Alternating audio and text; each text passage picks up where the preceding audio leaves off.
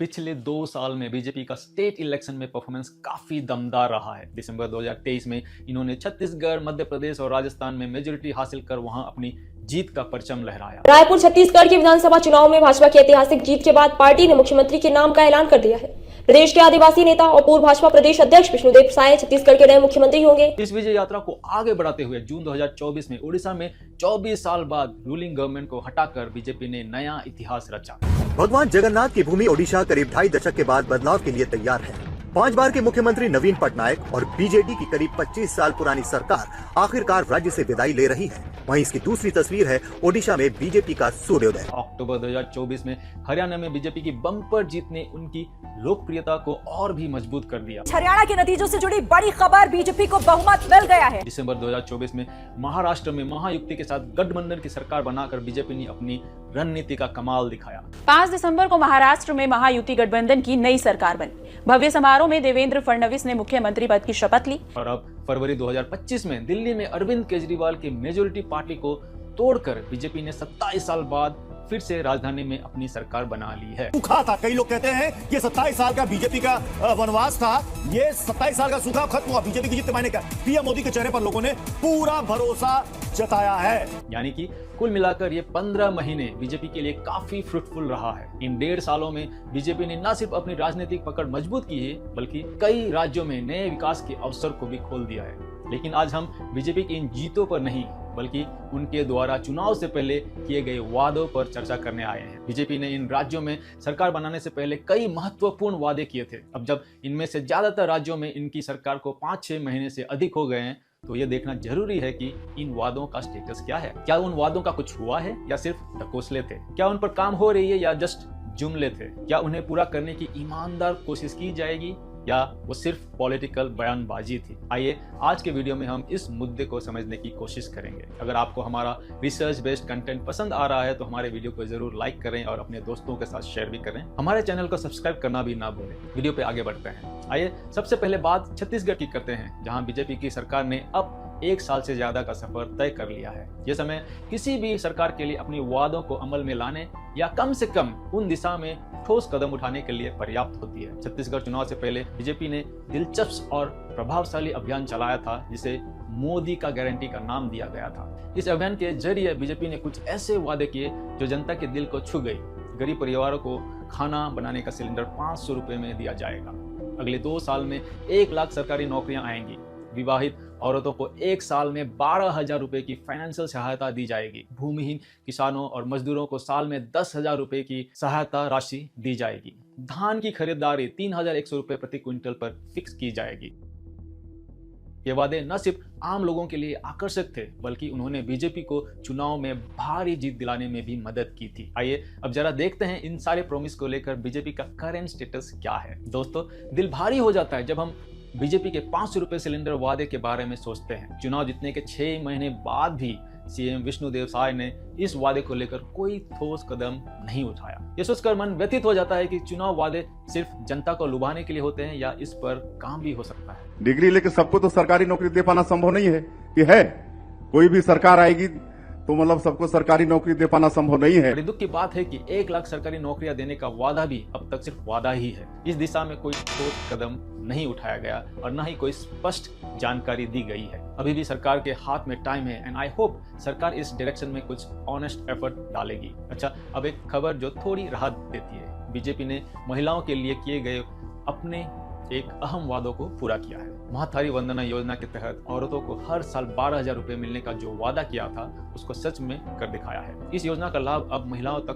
पहुंचना शुरू हो चुका है। कम से कम इस मामले में बीजेपी ने अपने शब्द को अमल में लाया है। छत्तीसगढ़ में महिला मन बर बढ़ता खुशखबरी हवा है। महतारी बंधन योजना के 12वां किस्त जारी हो गए है। 69,53,994 महिला मन ला राशि जारी करेगी हवाई। हितग्राही मन के बैंक खाता में राशि ट्रांसफर कर देगी हवाई। पंडित दीनदयाल उपाध्याय भूमिहीन कृषि मजदूर कल्याण योजना के तहत सरकार ने भूमिहीन किसानों और कृषि मजदूरों को हर साल 10,000 रुपए देने का शुरुआत कर दी है। मुख्यमंत्री विष्णुदेव साय ने इस योजना को मोदी की गारंटी का एक और पूरा हुआ वादा बताया है। छत्तीसगढ़ के भूमिहीन खेतीहर मजदूरों के लिए एक बड़ी खुशखबरी है। दरअसल छत्तीसगढ़ के भूमिहीन खेतीहर मजदूरों के जीवन स्तर को सुधारने के लिए छत्तीसगढ़ सरकार ने आर्थिक मदद करने के लिए पंडित दीनदयाल उपाध्याय भूमिहीन कृषि मजदूर कल्याण योजना की शुरुआत कर दी है। और धान की खरीदारी में भी बीजेपी सरकार अपने वादे पर लगभग खरी उतरी है। सरकार ने किसानों से 3,100 रुपए प्रति क्विंटल के हिसाब से धान खरीदना स्टार्ट कर लिया है। इसके अलावा केंद्र सरकार ने भी एमएसपी बढ़ाने का फैसला लिया है, जिसमें धान का मिनिमम सपोर्ट प्राइस 2,183 रुपए से बढ़ाकर 2,300 रुपए प्रति क्विंटल कर दिया गया है। ये कदम दिखाते हैं कि बीजेपी सरकार अपने वादों को पूरा करने की दिशा में आगे बढ़ रहे हैं, लेकिन अभी भी और प्रयास की जरूरत है ताकि हर किसान को इसका लाभ मिल सके। छत्तीसगढ़ में रिकॉर्ड तोड़ धान खरीदी हुई है। 149 लाख मीट्रिक टन धान की खरीदी हुई और आखिरी दिन 20,500 किसानों ने धान बेचा। चलिए अब राजस्थान की तरफ रुख करते हैं, जहां बीजेपी ने अपने चुनावी घोषणा पत्र में ये 5 प्रमुख वादे किए थे। उज्ज्वल योजना के लाभार्थियों को 450 रुपए में एलपीजी सिलेंडर गैस देने का वादा, 5 साल में 1.5 लाख सरकारी नौकरियां देने का वादा, लाडो प्रोत्साहन योजना के तहत बेटी के जन्म पर 2 लाख रुपए का सेविंग बोनस देने का वादा, किसानों को एमएसपी के अलावा 2700 रुपए प्रति क्विंटल गेहूं खरीदने का वादा, जिसमें बोनस भी शामिल है, महिलाओं की सुरक्षा के लिए नए महिला थाना खोलने का वादा, जिनमें से 450 रुपए वाली स्कीम पर बीजेपी सरकार ने काम चालू कर दिया है। ये योजना 5 नवंबर 2024 से लागू हो गई है, जिससे न सिर्फ उज्ज्वल योजना के लाभार्थी बल्कि आम जनता को भी महंगाई से राहत मिली। इस कदम से लगभग 68 लाख परिवारों को लाभ मिलने की उम्मीद है। खाद्य सुरक्षा योजना में जुड़े परिवारों को 450 रुपए में रसोई गैस सिलेंडर मिलना शुरू हो गया है। ये सिलेंडर मिलना ऑलमोस्ट यहाँ पे जनवरी से शुरू हो गया था, मतलब 450 रुपए में सिलेंडर मिल रहा था। आपको सिलेंडर के लिए तो 827 रुपए पे करने हैं, लेकिन बाकी का पैसा आपको बैंक अकाउंट के अंदर वापस मिलेगा सब्सिडी के रूप में। सरकारी नौकरियों के मामले में बीजेपी सरकार की गति शुरू में ही कुछ धीमी रही, लेकिन अब उन्होंने इस दिशा में कुछ ठोस कदम उठाने का प्रयास किया है। हाल ही में फाइनेंस मिनिस्टर दिया कुमारी ने 2025-26 के बजट में 1.25 लाख सरकारी नौकरियों का बड़ा ऐलान किया है। इसके अलावा सरकार ने 1.5 लाख प्राइवेट सेक्टर जॉब भी क्रिएट करने का लक्ष्य रखा है। हालांकि अभी तक सिर्फ 72,000 सरकारी नौकरियों का ही घोषणा हुई है, जिसमें सीनियर टीचर्स और व्हीकल ड्राइवर्स के पद शामिल हैं। ये देखते हुए सरकार ने अपनी 58% चुनावी वादों को पूरा कर लेने का दावा किया है। उम्मीद है कि आने वाले समय में नौकरियों की और अवसर पैदा होंगे। देखिए, हर वर्ग के लिए सौगातें हैं, चाहे युवा हो, युवाओं को भी लगभग 2.25 लाख जॉब्स का आश्वासन हमने दिया है, घोषणा भी की है। सरकारी और निजी क्षेत्र में महिलाओं को 20 लाख महिला लखपति दीदी की भी हमने बात की है। अब चलिए एमपी की तरफ जाते हैं। 2023 के विधानसभा चुनाव में बीजेपी ने मध्य प्रदेश में कई बड़े वादे किए।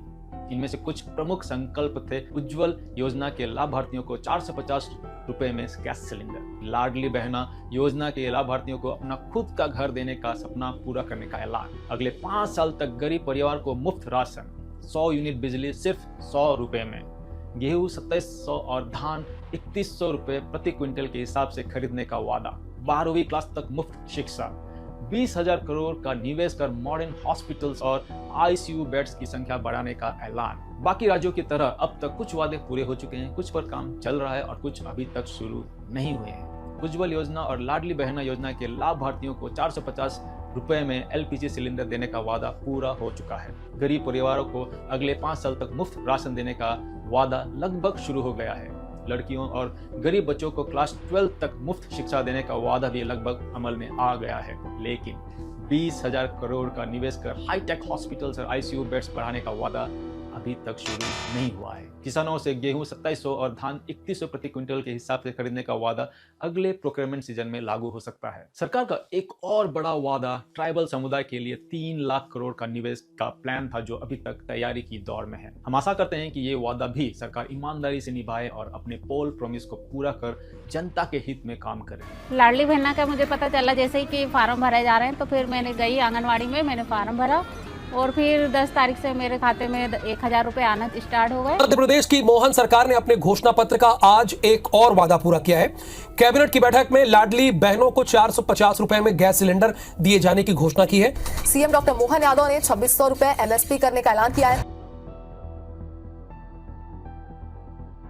ओडिशा में बीजेपी ने अपनी चुनाव घोषणा पत्र में फिर से मोदी की गारंटी नाम से कई वादे किए थे। इन वादों में शामिल थे 3.5 लाख नौकरियां, 5 साल में देने का वादा। सुभद्रा योजना के तहत हर महिला को 50,000 रुपए की कैश वाउचर देने का वादा। किसानों से धान 3,100 रुपए प्रति क्विंटल पर खरीदने का वादा। मछुआरों को 10,000 रुपए का वार्षिक भत्ता देने का वादा। आदिवासी छात्रों के लिए 5,000 रुपए की छात्रवृत्ति देने का वादा। सभी छात्रों के लिए मुफ्त ब्रेकफास्ट योजना का वादा।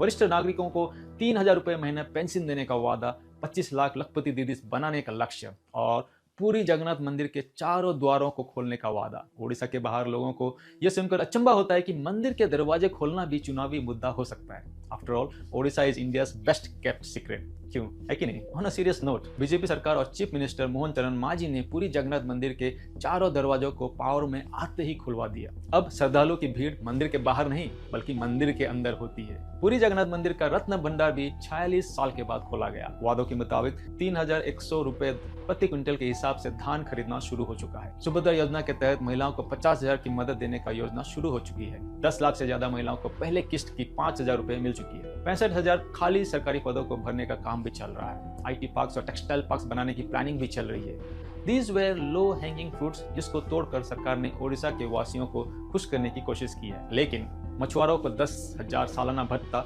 इस पर कोई खास जानकारी नहीं। आदिवासी स्टूडेंट्स को 5,000 स्कॉलरशिप, इस पर कोई अपडेट नहीं मिली है। सभी स्टूडेंट्स के लिए फ्री ब्रेकफास्ट, इसके बारे में कोई खबर नहीं है। बुजुर्गों को 3,000 महीने पेंशन, इस पर भी कोई खास जानकारी नहीं है। 25 लाख लखपति दीदी बनाने की इस लंबे लक्ष्य पर प्रोग्रेस का पता नहीं। सीएम मोहन चरण मांझी ने कहा है कि अगले 5 साल में सारे वादे पूरे होंगे। अभी सरकार को पावर में आए 1 साल भी नहीं हुआ, इसलिए बहुत से वादे अभी प्लानिंग या इम्प्लीमेंटेशन के अलग अलग स्टेज में है। वक्त ही बताए कि ये वादे पूरे करने के लिए बोले गए थे या बस बीजेडी सरकार को पावर से हटाने का जुमला था। वहीं हरियाणा में बीजेपी चीफ मिनिस्टर नैब सिंह साइनी के मुताबिक संकल्प पत्र के 18 वादे पूरे हो चुके हैं सिर्फ 100 दिन में। किडनी पेशेंट्स के लिए मुफ्त डायलिसिस सर्विस शुरू हो चुकी है। 25,000 से ज्यादा युवाओं को मेरिट बेसिस पर सरकारी नौकरी मिलना स्टार्ट हो चुका है। गाँव में पंचायत की जमीन पर बने घरों में रहने वालों को मालिकाना हक दिया जा चुका है। गरीब महिलाओं को हर महीने 2100 रुपये देने का योजना भी अगले बजट में लागू हो सकती है। ट्रिपल इंजन सरकार बनने से विकास का काम तेजी से हो रहा है, लेकिन कई बड़े वादे जैसे हर परिवार को 10 लाख तक की मुफ्त इलाज, 10 इंडस्ट्रियल सिटीज बनाना और बिलो पॉवर्टी लाइन परिवारों के लिए 5 लाख घर बनाने के बारे में कोई साफ जानकारी नहीं मिली है। याद रहे कि बीजेपी सरकार हरियाणा में अभी सिर्फ 100 दिन पुरानी है। सीएम ने कहा है कि आने वाले दिनों में हर वादे पूरे होंगे, मतलब कई वादों पर काम या तो प्लानिंग स्टेज में है या फिर शुरू होने वाली है। दिसंबर में महाराष्ट्र और फरवरी में दिल्ली के चुनाव में भी बीजेपी ने भर भर के वादे किए। जैसा कि कहते हैं, वादों का क्या है, झूठी ही सही, करना पड़ता है। अब उम्मीद यही है कि आने वाले दिनों में बीजेपी इन वादों को पूरा करने की तरफ सच्ची कदम बढ़ाए। जनता को भी इंतजार रहेगा कि कब बीजेपी अपने सारे वादों को अमल में लाती है। देखते हैं कितने वादे सच्चे होते हैं और कितने हवा में उड़ जाते हैं। दोस्तों, अगर हम इन सभी राज्यों के एनालिसिस करें तो साफ दिखता है कि बीजेपी सरकार ने कुछ आसान वादे जल्दी पूरा करके अच्छी चाल चली है। बीजेपी की लो हैंगिंग फ्रूट्स पर काम करने की राजनीति एक मास्टर स्ट्रोक है और इसमें कुछ गलत नहीं है। ये एक आसान और जल्दी से हासिल होने वाली जीत होती है जो जनता के बीच अच्छा प्रभाव भी डालती है। जैसे पूरी जगन्नाथ मंदिर के चारों दरवाजा खोलना हो या फिर 450 रुपए में LPG सिलेंडर देना, ये छोटे मोटे काम जल्दी हो जाते हैं और जनता की नजर में भी अच्छा दिखता है। सरकार ने उन वादों को भी प्रमुख रूप से पूरा करने का ध्यान दिया है जो सीधे सीधे पैसे बांटने से पूरी होती है। जैसे मध्य प्रदेश में लाडली बहना योजना, ये योजना इतनी सफल रही कि अब महाराष्ट्र, झारखंड, छत्तीसगढ़, राजस्थान और बिहार जैसे राज्यों में भी इसे अपना मॉडल बनाना शुरू कर दिया है। लेकिन जब बात आती है नौकरी, रोजगार जैसे जटिल मुद्दों की, तो बीजेपी का प्रदर्शन अभी भी डाउटफुल है। हमें मालूम है कि यह एक पेचीदा मुद्दा है, पर सरकार को इस पे भी काम करना जरूरी है। बेरोजगारी दर अभी भी चिंता का विषय बनी हुई है, खासकर यूथ के बीच में। सिर्फ हवा में बातें नहीं करनी चाहिए। दोस्तों, हमें याद रखना चाहिए कि हम सब एक राष्ट्र के नागरिक हैं। बीजेपी और दूसरे पार्टी के राज्य सरकारों को अपना हर वादा को पूरा करना चाहिए। यह सिर्फ उनका कर्तव्य नहीं बल्कि देश के प्रति उनका फर्ज भी है। हम सब मिलकर एक बेहतर भारत का निर्माण कर सकते हैं, जहां हर नागरिक को रोजगार मिले, हर घर में खुशहाली हो और हर दिल में देश के प्रति प्यार हो। आखिर में हम सभी नागरिकों को भी अपनी जिम्मेदारी समझनी होगी। हमें सिर्फ वादों पर विश्वास नहीं करना चाहिए बल्कि उनके पीछे की योजना और कार्यनीति को भी समझना चाहिए और उसके अनुसार राइट कैंडिडेट को वोट करके पावर में लाना चाहिए, भले ही वो कैंडिडेट किसी भी पार्टी का क्यों न हो। और हम सबको मिलकर हमारे द्वारा चुने गए नेताओं को समय समय पर वादे पूरे करने का मांग करनी चाहिए, ताकि नेतागण वादा कर 5 साल के लिए भूल ना जाए। हमें हर राजनीतिक दल को अकाउंटेबल बनाना होगा। देश से बढ़कर कुछ नहीं है। याद रखिए, हम वोटर्स ही असली ताकतवर होते हैं। हमारा फर्ज है कि हम सही नेता को चुनें जो देश के हित में काम करे। अगर कोई नेता अपने वादे पूरे नहीं करता तो उसको अगले चुनाव में सबक सिखाना चाहिए। हम सब मिलकर एक ऐसा भारत बना सकते हैं जहां हर नेता अपनी जिम्मेदारी समझे, हर वादा निभाया जाए और हर कदम देश की तरक्की के लिए उठाए जाए। ऐसे भारत के लिए हमें जागरूक और सक्रिय नागरिक बनना होगा। तभी हम अपने देश को नई ऊंचाई तक ले जा पाएंगे। तभी हम एक बेहतर समृद्ध भारत का निर्माण कर पाएंगे। जय हिंद।